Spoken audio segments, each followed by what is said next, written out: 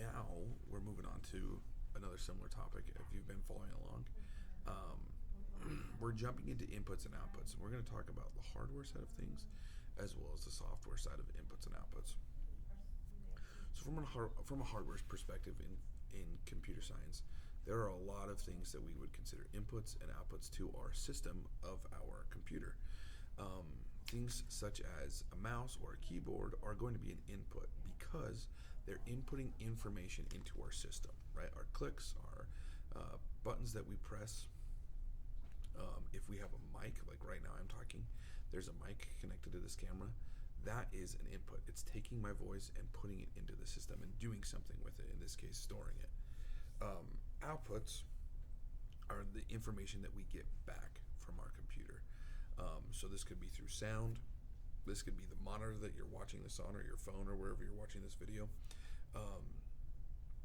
It could be like a printer or a projector. All of those are going to be outputs of the system. If you have a game controller, it could be the vibration that you have, the graphics, those kinds of things. And so in our hardware situation, we're going to have inputs. We put information into the computer, and then we get outputs out of it. So there's a hardware aspect, but there's also a programming aspect. And that's when we get inputs from the user, our program does something with them, and then it spits out an output, right? And so let's take a look at how we do that using Python. So I've got that same little variable example up right here.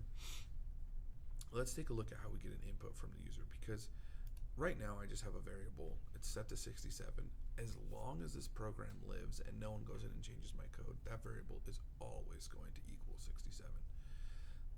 The issue with that, though, is for our program to be usable, a lot of times we want to get input from our user, especially in a username situation. If I'm checking to let this person into my system, I want to take a look and say, oh yeah, their username checks out. They're part of our system and we can let them in. But I have to be able to get that from the user.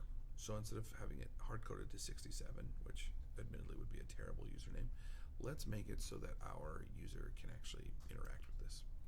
So instead, what we're going to do, and now Python is really handy in that you think to yourself, well, I want to get an input from the user. How would I do that? Well, very straightforward, input.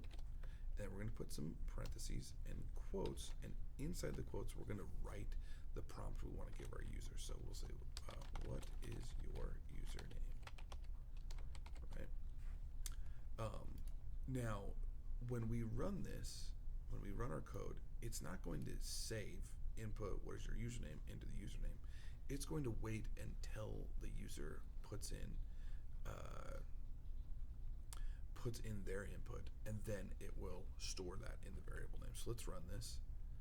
Oh, actually, it's so what is your username? I've been watching a lot of Venture Time, so I'm going to say Finn and Jake. I'm going to hit enter, and we'll notice that this line 3 here, which is printing out username, once I entered that in, it stored it and then it printed it out for me. Okay, so right here we have an example of an input and an output. The input being Finn and Jake, it got my input into the system. Now all our system does is print this out, but it printed it out for me. Okay, and it just spit it right back out. So we got an input of Finn and Jake, and then we have an output of username. Now let's get a little more complicated, and we're going to do what's called concatenating. All concatenation is when we add one string to another. And if you'll remember, a string is just a set of characters. So we're going to add a set of text characters to another set of text characters, in this case to get a sentence. So it's pretty easy. So I could say, I'm going to put this in quotes, your username is, quotes, and then I'm literally going to use the @ sign, and then username. So we're doing a little bit with the input. We're taking the input from the user and we're spitting it out into the back out of the console as a sentence. Now I also noticed I want to add a space here so that I get a space in between those things. But let's run this and see what happens. What is my username? We'll go again with the Finn and Jake. Hit enter, and there you go. Your username is Finn and Jake. nothing crazy here, but we could do more with this, right? We could get inputs that are different data types. We could get numbers from our user. We could get, true or false, that kind of thing, and do different stuff with it. Now, one thing to remember, in Python, anytime we get an input from the user, it is going to default that data type to a string. So, like, let's say I change this to user age, and we say, what is your, or we'll, instead of what is your, we'll say, how old are you? Right, and then maybe I want to do some math with this, so I'm going to take this and I'm going to print out whatever 11 plus user age is. Okay, so we're just going to take what, I'm 34 plus 11, should give out 45. Let's see what happens though. So let's stop this.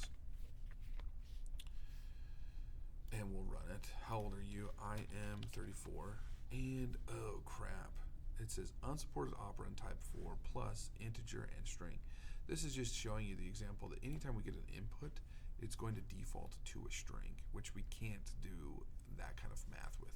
We can't do 11 plus, the word apple or something. That doesn't make any sense. And so, we can't, that's just the case. That's how it is. Now, we can change this. What I could do is I could say, let's say, user age int. This is going to be the integer of user age. And then I'll say equals. And all I have to do is to cast this is say the type of variable I want, which is int, parentheses, and then whatever I want to turn into that. User age is what I'm looking at. Now, the last thing I have to do is if I want to be able to add this down here, I need to make sure I'm calling the right variable, which is the integer version of user age. So I got to add int. Now if I run this, hold on, I'm 34, run it, and I get 45. So I get the input from my user. It's stored as a variable, or as a string. I change that variable into an integer, and then I do my math with it. And so we get the input here, and we get the output here. Okay, really, really straightforward. You're going to be using these input and output commands to do some stuff today, some simple math or some simple concatenation.